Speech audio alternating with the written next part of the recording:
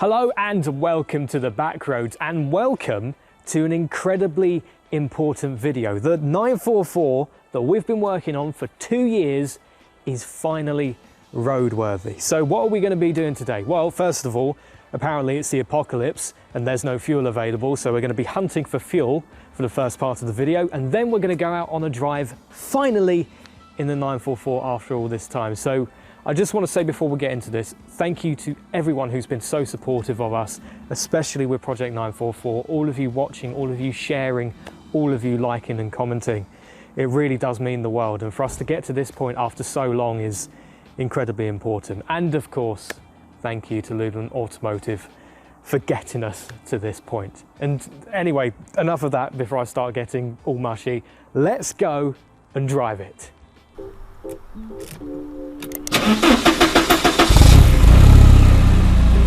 So then, this is actually happening. We are taking the 944 for its first drive in over 2 years. That's no word of a lie, and in fact we found out by looking at the service history that this car has only done 4,000 miles in 20 years. 4,000 miles in 20 years! So needless to say, the objective for the next few months is we want to try and do 4,000 miles within, I don't know, a couple of weeks. Speaking of which, Mr. Jared. Hello. I've just realised that this 944 doesn't have that much petrol, and we are currently in the middle of a mini fuel crisis. Yes, we must go on a mission. I did this before filming, but we couldn't do it with the 944. So we're in for a wild ride. Yeah, so I think before we even can actually go out for a drive, we need to go find a fuel station. Yeah, because you're going to break down. I think he's ignored me because I just told him he's going to break down. He's moving away now.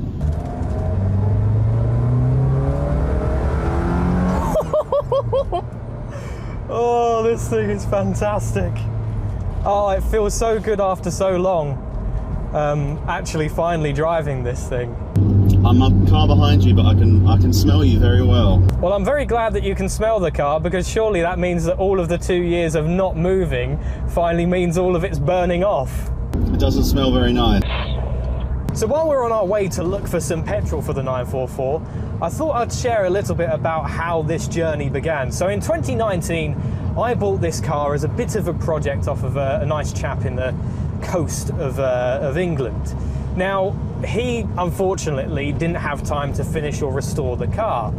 So it then fell onto me to try and do this. And now we could have technically got this car roadworthy much sooner than it had been before. However, COVID hit, as we all know. And then the first week we had this back on the road back in 2019, Hilux drove into the back of it, which is why you see the crash damage in the rear. Good news is the crash damage is going to be fixed soon, so that's not too much of a problem. However, the rest of the car needed a lot of love. The engine wasn't particularly healthy, gearbox wasn't amazing, the brakes were shot, the clutch was really bad. That was due to a slave cylinder, admittedly, so that issue has now been resolved. But it just needed some TLC, so it's been 2 years of work, and you can watch the entire series of that if you'd like. We'll leave a link to the description below for the playlist, but this is a really special moment. I don't see any lights on that petrol station. Yeah, that doesn't look too promising really, does it? That Shell garage has absolutely no fuel. Nothing. What do you reckon our next play should be? There's the Esso that's on the 127 we can try. I think that'll be your best bet. I know what's going to happen. We're just going to search around for the next half hour looking for fuel, or hour, or 2 hours. Yes, because this is exactly what I need when I've got low fuel, traffic in the middle of the bloody town centre. So I think by definition, I probably have about a fifth of a tank left. So that should, in theory, be enough to get us some fuel, but honestly, with how the past couple of days have gone, I'm not too sure. You'll survive. I think we'll get some. And if not, we have some fuel cans. Are you suggesting that if it runs out of fuel that we go and find a fuel station on foot? Not on foot, because I have half a tank. You can go on foot, I'll drive. Here we go, boys. First time back on a motorway with it. Whoa.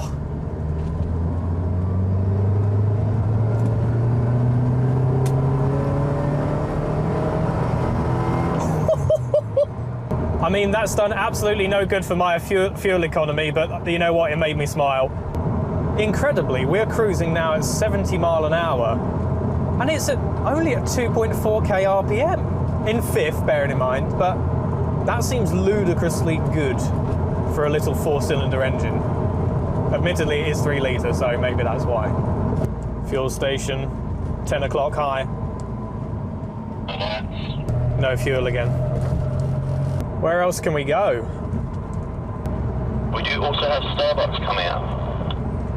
Yeah, Starbucks can't give me fuel though, Jared. Oh, and I want a coffee. You want to pull into Starbucks? I want to, yes. And any food. Alright, well it looks like we're going to be going into Starbucks, doesn't it? Well, coffee it is. Onwards to more fuel stations. The annoying thing about this entire fuel crisis is that there was absolutely no need for it. It was completely pointless. The only issue was that there was a lack of truck drivers, not a lack of fuel. And naturally, anything mildly pandemic-like with the British public means that everyone panicked, as usual. So, thank you for that, British media. Really appreciate that one. Anyway, enough of me moaning. Let's try and find some fuel. See if we can go out for a bit of a longer drive, because at the moment that fuel gauge is getting not uncomfortably low, let's put it that way. You all good? Repeat, please. I said, are you all good? I mean, mentally, yes. Fuel wise, I'm surprised to mention please still a yes then.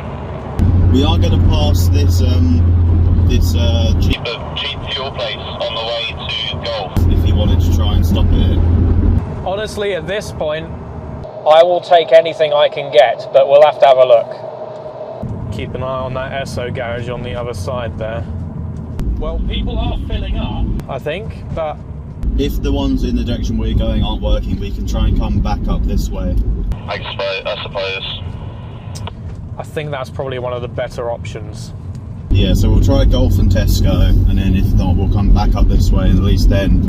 If we can't get fuel, we can put the 944 somewhere safe and go get it in the MR2. Witness as 2 idiots in modern classics cause Giant traffic jam on the A127. There are lights on at the station. I repeat, there are lights on at the station. Do you want to pull in then, or...? There's queues, but it seems to be okay. We're gonna just be careful, mate. This is very dodgy. Very, very dodgy. I do not like this at all. I'm not a fan either. Thank you, British public, for panic buying. This is really, really good fun. Well, the good news is that I'm now in the petrol station.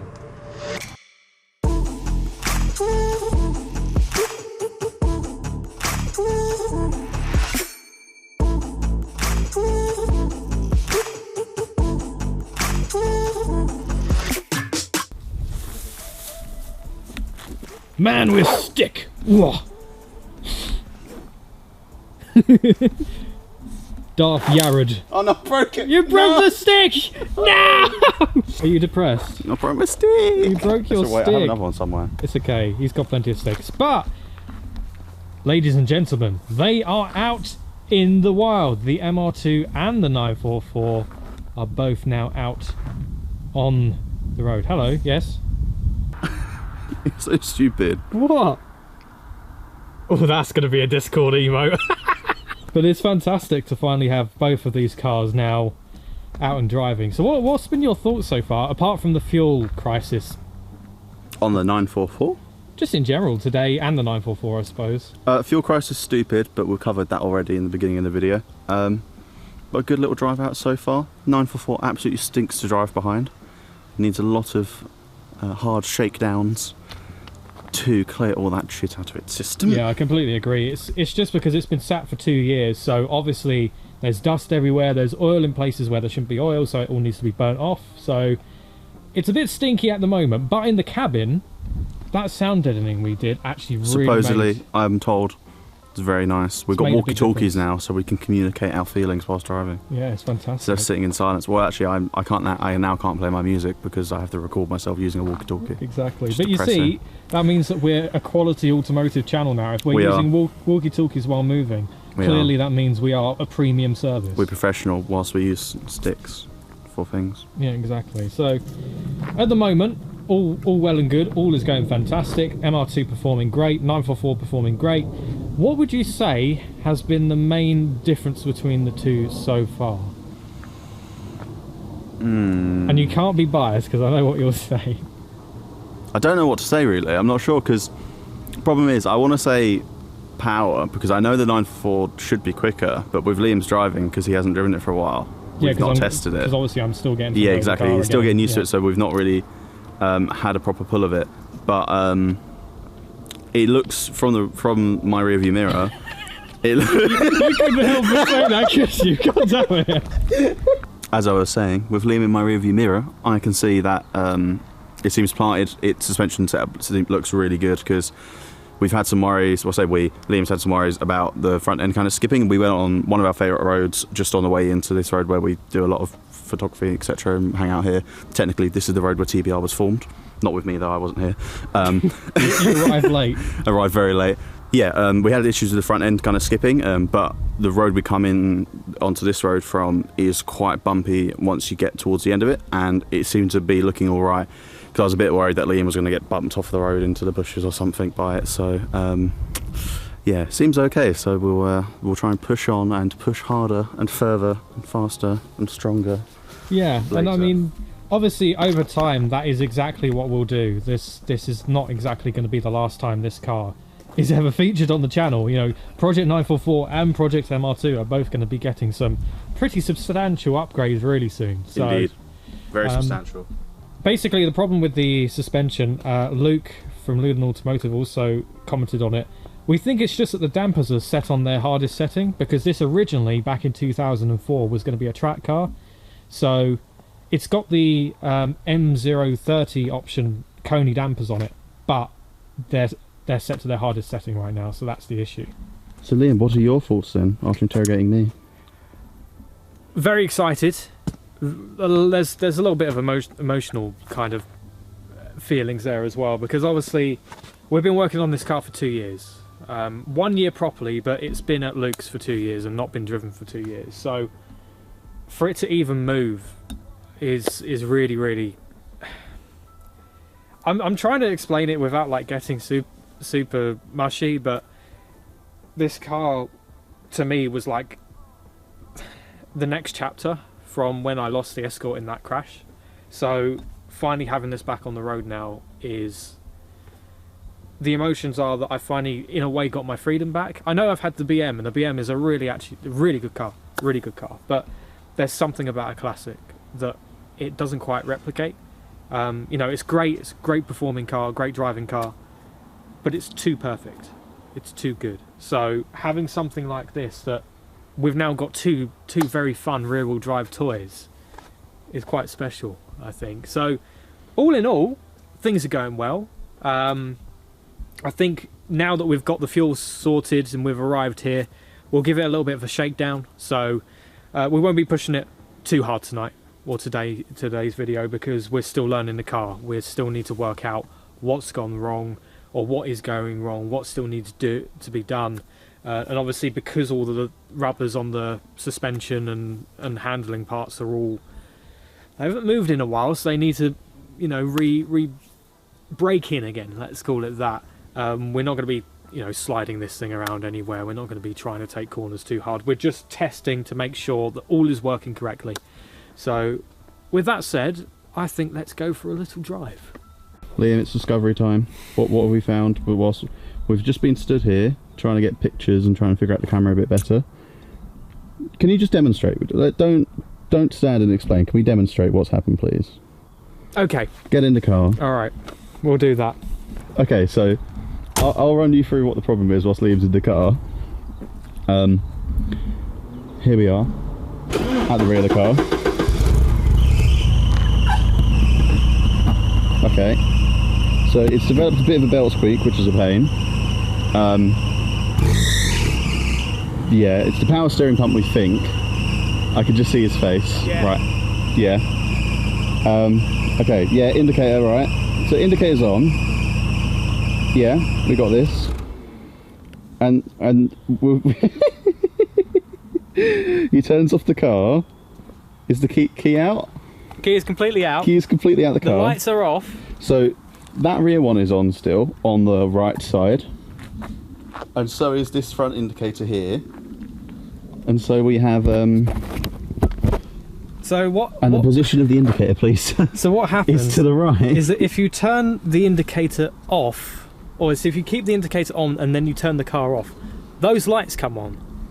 But it's only for one side. So each side has running lights that are now acting as indicators Well, no, this when is the car funny is thing, off. because I think when you indicate, it doesn't actually come on with that light. It's when you turn it off that the light appears. Yeah. So basically what happened, something's not right there. If you leave the indicator in position on the connection, it powers either side of the car. Right. Makes So lots if I of do sense. this now, if I put it into neutral position, what happens? Neutral, we are lightless. So if I do this, Yep. And try the left side. Yep.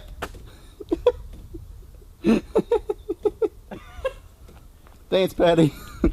I've got an extra set of indicators. You do, for when you're stationary and the car's off. Yeah. And the belt squeak. Yeah, the belt squeak has returned, but we don't think it's the alternator belt because it No. seems like it's power steering. It does seem power steering related, and it's just a really, really annoying sound. So maybe we'll have to, at some point, maybe next week, we'll get it up on the lift and try and tighten that belt. But they shouldn't really be loose anyway, so I'm wondering if maybe the tension has gone Maybe. or on its way out. Perhaps. We'll see. So long story short, power steering belt is fine, but the power steering pump I think is leaking oil, and I think that oil is dripping down onto the belt. So I think that is what is causing the squeaking, not the actual belt itself, but the power steering fluid going onto the belt and making it slip. So not ideal really, but as long as it's not detrimental to the car and it's not like engine oil or coolant, that's fine. It's annoying, but it did seem to go away, didn't it, after a little bit of... Yeah. So your guess is as good as mine. I think only driving will be able to work out what's really going on here. As it turns out, the alternator issue was in fact the problem, so we had to retire the car and get it back to LUDEN. So unfortunately, because of the problems with the alternator, we're finding that it's not giving the car any charge. So it's safe to say that for now, I think we're going to have to abandon our drive out today and just get this home. But in all fairness, that was kind of the point of this video, to give it a shakedown. So we have discovered issues. We've now got to try and resolve those issues. And once they are resolved, hopefully it means we can actually go out and drive it properly with the MR2. So you've got that video to come. It's very unfortunate we haven't been able to do that today, but it's a project car. It's its first time on the road in 2 years. So fair enough. I think it has some level of reason to complain. But we hope you enjoyed it. If you did, please leave a like below. And honestly, thank you so much to all of you for all of your support with this car lately. You've been here from the start, and I'm sure many of you will stay around until its eventual completion within 10 years. So thank you ever so much for watching. Take care. We'll catch you in the next one.